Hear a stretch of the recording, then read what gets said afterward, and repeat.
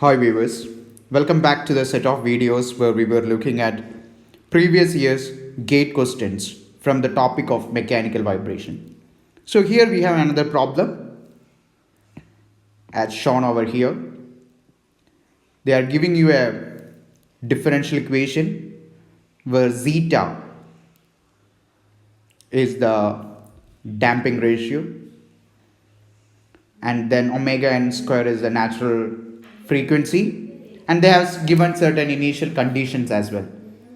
They have given the initial displacement is capital X and they are saying initial velocity is 0, and they are asking to figure out what is the amplitude of x of t. X of t is basically the response. In every vibration problem we are trying to find out x of t as a function of time. As I used to say, kindly go ahead and read the problem thoroughly once and try to do it on your own. If you are not able to solve it, or if you are able to solve it also, watch the rest of the video after pausing it. So the first question is, what kind of system they are describing by this particular equation? They are describing a single degree of freedom damped vibration system. And moreover, they are asking you to calculate the amplitude after some number of cycles. That clearly tells you they are talking about an underdamped condition. Underdamped condition. Because if you have an overdamped or critically damped condition, then your response will not be oscillating, or in other words, it won't be having amplitudes after a certain cycle.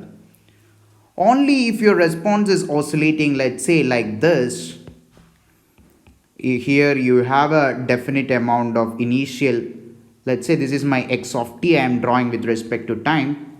This is my initial displacement, then I have a zero velocity, so the curve is almost slope here, and then it goes something like this. As you can see here, the amplitude is coming down for an underdamped case logarithmically. So this question can be solved using the concept of logarithmic decrement. Logarithmic decrement says log of x0 by x1, where x0 is the amplitude of the response when you start, and x1 is the amplitude of your response after one cycle. This is given by 2 pi zeta divided by root of 1 minus zeta square. Make sense? I can modify this particular expression mathematically by using the exponential term. So this particular expression can be rewritten like this. Then let's say I am going to do the similar experiment, or let's say I'm going to calculate x0 by x3, where x3 is the amplitude of the response after 3 cycles, which can be written like this: x0 by x1 times x1 by x2 times x2 by x3. Make sense? I'm just modifying it, nothing else. And if you look at this particular expression closely, each of these fractions can be substituted by this particular term over here, because this comes from the very definition of logarithmic decrement.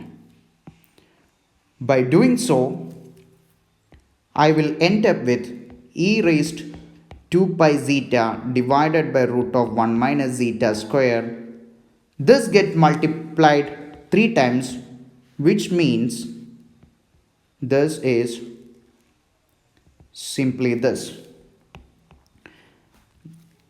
Again, simplifying the mathematical expression, we will arrive at 2 pi zeta 3 times 2 pi zeta divided by root of 1 minus zeta square.